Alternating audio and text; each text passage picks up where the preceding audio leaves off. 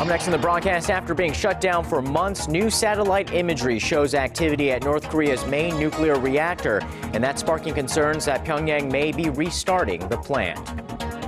Samsung Electronics' 2014 fourth quarter earnings improve over its dismal third quarters, but year-on-year growth still remains sluggish amid disappointing performance in its handset market.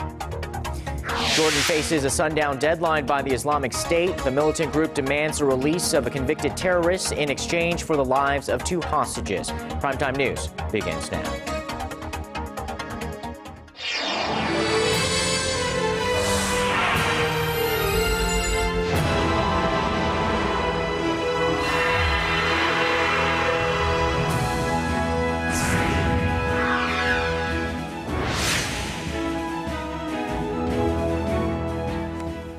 Welcome to the program. You're watching Primetime News. Live from Seoul, I am Kang Tae-ri. And I'm Sean Lim. Thanks so much for joining us tonight.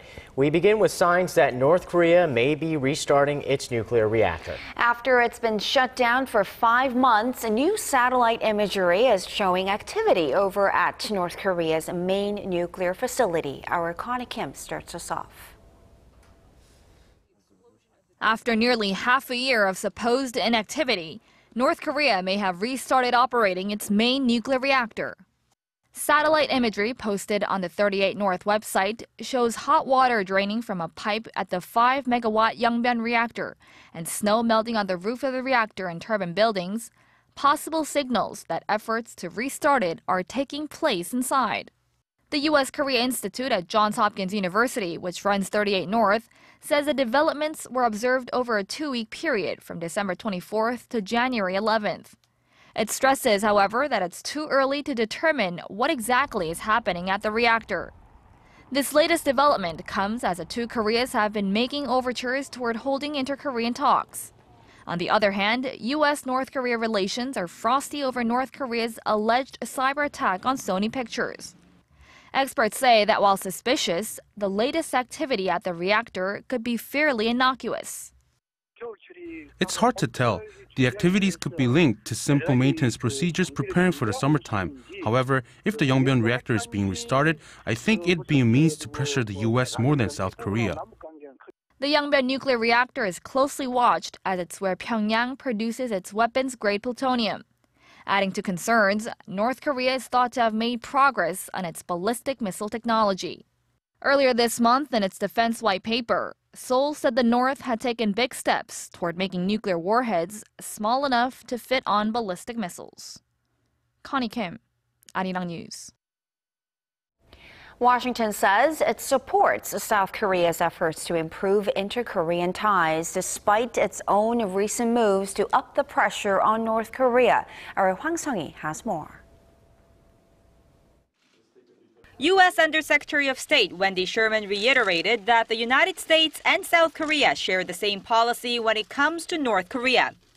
This as Washington has been ramping up pressure on Pyongyang amid Seoul's efforts to improve inter-Korean relations, raising concerns that the 2 allies were losing coordination.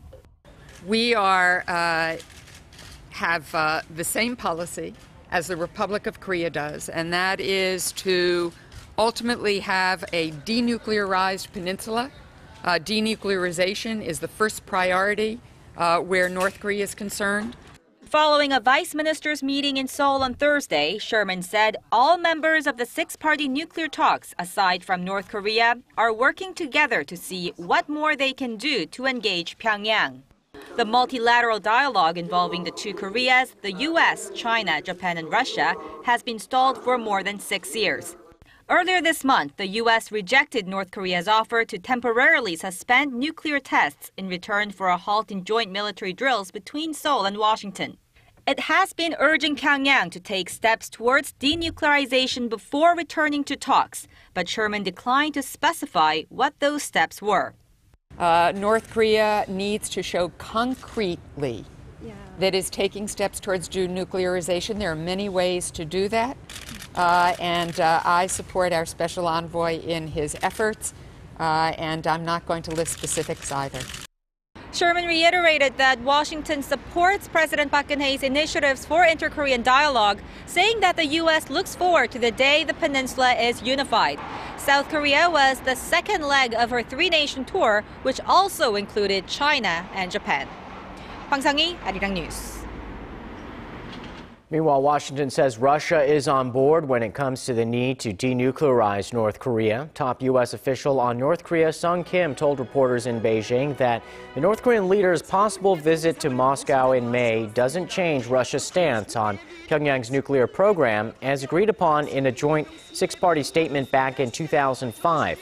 Sung Kim is currently in China to meet with U.S. and Chinese nuclear negotiators. Turning now to a sneak peek at former President Myungbak's memoirs in a book to be released on Monday. He says that while he was in office, North Korea offered to hold an inter-Korean summit and apologize over the deadly torpedo attack on a South Korean warship, but only if the South gave it 500,000 tons of rice. Hwang Ji-hye has more on the revelations. Former South Korean President Myungbak has shed light on previously hidden history between the end of 2009 to early 2011. He says Pyongyang asked for 500,000 tons of rice in July 2010 in return for inter-Korean talks and its apology for the Cheonan warship sinking. This came in an extract reported by Seoul-based Yonhap news agency on Thursday ahead of the official release of his 800-page memoir on his presidency. The former president said he refused the offer because it would have been under Pyongyang's terms and he was not comfortable with it. He added the North's planned statement on the Cheonan warship sinking would have been a general apology, not an acceptance of its responsibility.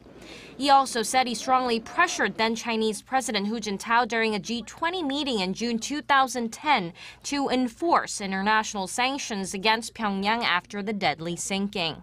On his highly controversial river restoration project, he pointed to other major government projects that faced criticism at the time but were evaluated to be successful by future generations. The Four Rivers Project, a signature project of the former leader, has long been under fire over alleged shady construction deals and the irreversible damage it has done to local ecosystems. Yi's book called President's Time is set to hit shelves next Monday. Hwang Ji-hye, Arirang News.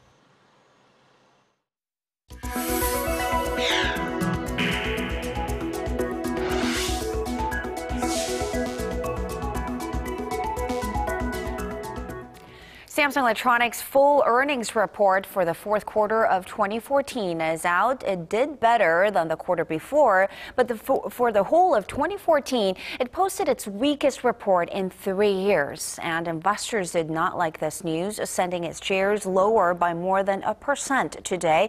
Our Song Ji-sun has the details. Samsung Electronics has rebounded from its earnings shock in the third quarter of last year, but it's still underperforming compared to the previous year. Samsung's operating profit for the fourth quarter stood at $4.9 billion, up 30% from the previous quarter.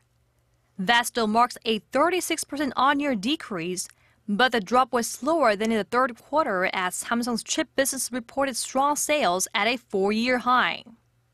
Memory chips have become Samsung's biggest profit driver in the third quarter, overtaking handsets, and now account for more than half of the company's profit at $2.5 billion. Samsung's final Q4 figures come just days after its rival Apple announced a record net income of $18 billion for the same period, nearly 4 times higher than that of Samsung's. Profit for the mobile division plummeted to just $1.8 billion from 2013's $5 billion, and data from Strategy Analytics show that Samsung and Apple each sold 74.5 million units of smartphones in the last quarter. That's a 46% jump for Apple, but a 15% drop for Samsung in the sector, with Apple's large-screen iPhone 6 models in direct competition with the Korean tech giant. Samsung vowed to reinforce its high-end lineup with premium models, at the same time expanding its share in the low-end market by launching its mid-priced A3 and A5 models in the global market. Analysts forecast a modest recovery for the company this year on the back of demand for its memory chips and processors from its rival smartphone makers. Samsung also followed other Korean firms in committing to paying higher dividends to its shareholders by raising the amount by nearly 40% from a year earlier to $18 per share. 송지선, Arirang News. Korea's top steelmaker POSCO posted an operating profit of over 3 trillion won, or roughly about $2.7 billion last year, up 7% from the year before. Despite tough competition from Chinese competitors, POSCO cited falling raw material prices and its high value-added products for the upbeat results. And staying on the earnings front, top web portal here in Korea, Naver, saw its annual operating profit jump 50% on year, despite a sharp drop in its net profit. Naver says its messaging service line, which mostly helped its earnings last year, continued to expand overseas in the fourth quarter thanks to high smartphone penetration rate. When investors think of emerging markets worth putting money into, many still think of Brazil, Russia, India, and China, also known as the BRIC group.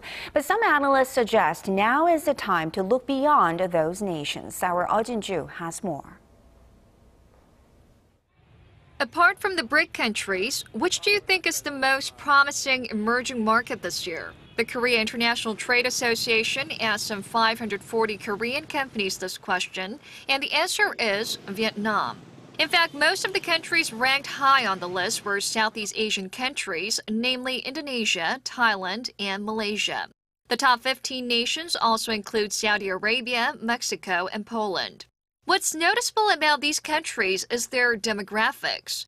The trade association says young people between the ages of 15 and 24 make up a big portion of the population of those top 15 countries. This means they have a lot of room to grow, as these are the people who will lead future production and consumption. This is perhaps why more than half of the Korean firms surveyed said they're considering making inroads into those markets. As for the top choice Vietnam, its economic growth last year hovered above the global average at 5.6% and is forecast to continue that momentum this year. The most volatile variable for Hanoi is crude oil prices. As an oil exporting country, falling crude prices will hurt its GDP, but Vietnamese officials say it will also help bring down the country's high inflation rate. But no matter what the case, experts warn that those wishing to enter these emerging markets, including Vietnam, will have to vigorously monitor the market conditions and utilize free trade agreements, as these countries often come with high risks. Ju, Arirang News.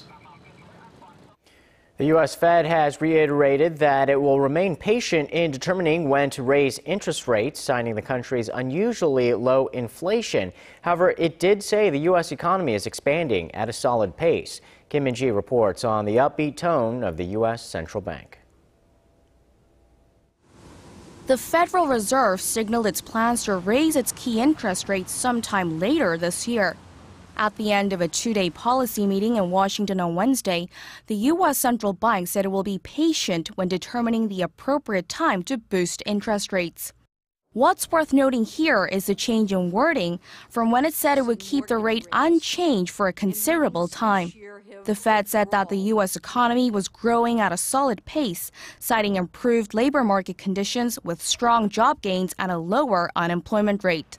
The central bank also said the declines in energy costs had boosted the purchasing power of households, and inflation has declined below the committee's longer-run objective. As for when it would lift the rates from the current 0 to 0.25% range, the Fed said that it would take into account a wide range of information, including measures of labor market conditions, inflation expectations, and ratings on financial and international developments. The central bank has kept interest rates low to stimulate the U.S. economy in the wake of the financial crisis. Analysts estimate a rate hike as early as June. Kim Min-ji, Arirang News. Back here in Korea, the Education Ministry aims to strengthen the nation's public safety education program in schools by bumping up the number of classroom hours and adding more opportunities for hands-on training. And to test it out, they'll run a pilot program at 51 schools around the country. Park Ji-won tells us more. Since last year's tragic ferry disaster that claimed hundreds of innocent young lives, people have pointed to the lack of public safety education in Korea. In response, the nation's education ministry is aiming to strengthen public safety education for students. The nation grieved over the Sewol-ho ferry tragedy. Life and safety are top priorities for the Park Geun-hye administration, and we aim to give students public safety education to prevent such a tragedy from recurring. Although the current law stipulates that students undergo 44 hours of public safety education per year, only 6 of those hours are related to disaster prevention. And most of the time is spent in lectures with few opportunities for hands-on training. So on Thursday, the education minister paid a visit to Korea's largest public safety education center located in Taebaek, Gangwon-do province to take a tour. The facility, called 365 Safe Town, provides hands-on training from life-saving techniques to three-dimensional disaster simulations. The ministry is considering establishing MOUs with safety awareness facilities such as this to provide kids with public safety education that's both fun and effective. More than ever, we need to raise awareness about public safety among students. We will introduce policies so that public safety awareness facilities like this can be part of students' education. This month, the Education Ministry will also designate 51 schools nationwide as locations for a pilot program for public safety.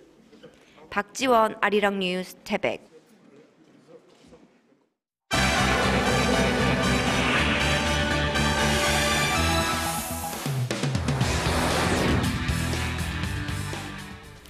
The Islamic State group has given Jordan until sundown to release a convicted terrorist or else risk the lives of 2 hostages. With more, we turn to Paul Yee at the news center. Paul, these militants issued a new ultimatum that extended Wednesday's deadline. What are the terms of this proposed prisoner swap?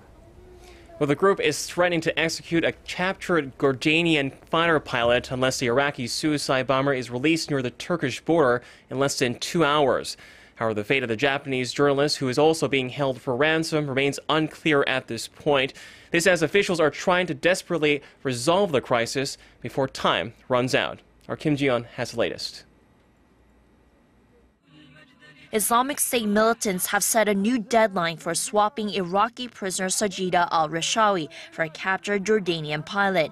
A message allegedly from IS says al-Rishawi should be delivered to the Turkish border by sunset on Thursday.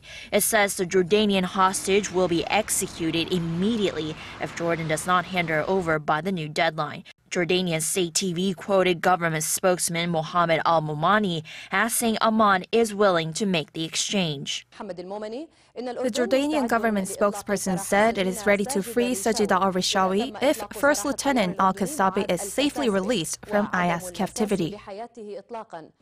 Momani said the release of the pilot, who comes from a prominent family in Jordan, is important to the monarchy. But the exchange would go against Amman's policy of not negotiating with extremists and could potentially set a new precedent. Amid the crossroads, the father of the pilot demanded the government secure his son's swift release. Jordanians should push their government to protect the life of their son, or otherwise your king is the one who killed him in his stubbornness. You have to know that my son will not be the last soldier or Jordanian citizen who will be sacrificed. The Jordanian pilot was captured in northern Syria in December when his F-16 fell from the sky. Sajida al-Rishawi has been behind bars for over a decade for attempting a suicide bomb attack in Jordan. There was no mention of the Japanese hostage Kenji Koto in the new offer, also being held by Islamic State. Tokyo says it's working closely with Jordan for Koto's release. Kim Ji-yeon, Arirang News.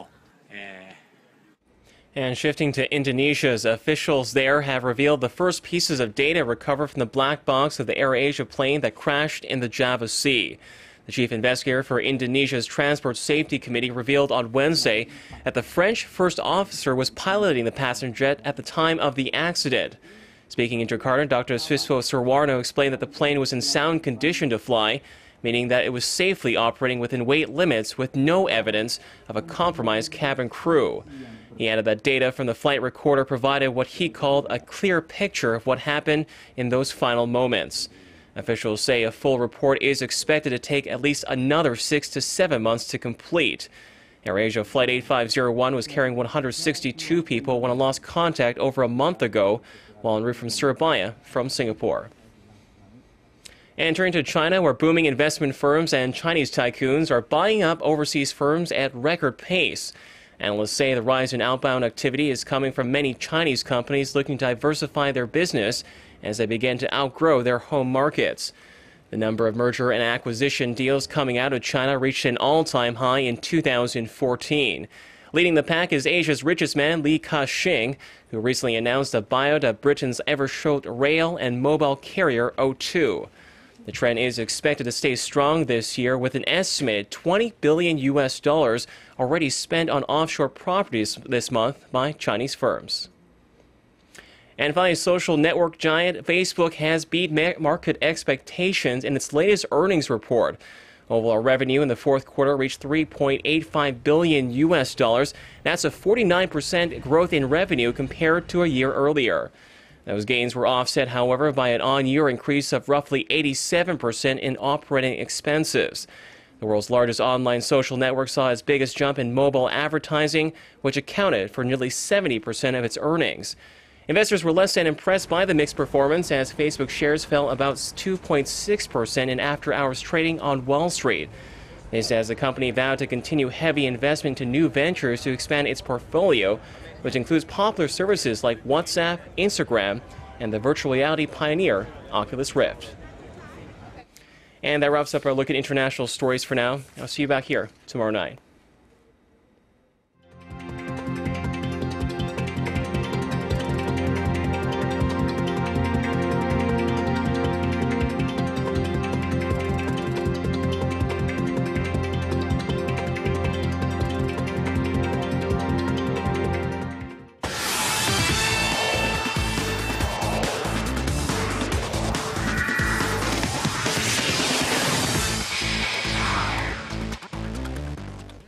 Hello everyone, I'm Stephen Che with the Sports Brief. Now the 2015 LPGA Tour teed off with the Coates Golf Championship. Most of the field recorded their first round, but some golfers were left in the dark. And summing up the action, last year's Player of the Year, Stacey Lewis, along with Jessica Korda and Azahara Munoz, all finished at 6 under par to share the lead. Now, LPGA Tour rookie Chang Hana finished the highest among the South Koreans at 5 under to be tied for 4th with Austin Ernst. As for world number 1 Park In-bi, at 1 under par, she finished just outside of the top 10. Meanwhile, the 21 golfers who didn't finish due to darkness will complete round 1 before teeing off for round 2 Thursday. And closer to home, let's go to the first of the KBL doubleheader for the tip-off in Busan. Now, the KT Sonic Boom took on the ET Land Elephants, and both coming off back-to-back losses, the Elephants had their sharper edge. Powell led the floor with 15 points as ET Land takes sole possession of 6th place. Meanwhile, in Seoul, the league-leading SK Knights were tested by the last-place Samsung Thunders, but Aaron Haynes saved the day. The Knights are on a roll with their 8th win in their last 8-10 games.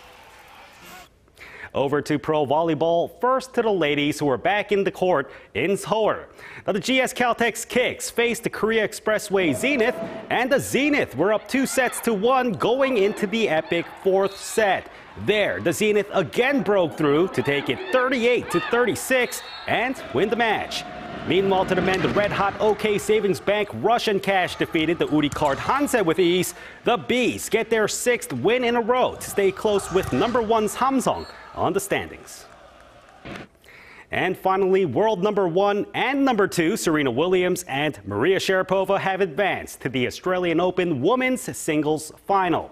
Williams defeated Madison Keys, and Sharapova outclassed Katerina Makarova, both in straight sets in the semis, setting up the rematch of the 2007 final, which the American won. Although both have won titles in Melbourne, Williams is the big favorite over Sharapova, with 15 straight wins against the Russian in 10 years. They'll battle for the first major of the year on Saturday evening. And that's all I have for sports. Stay tuned for the weather up next. Have a good night.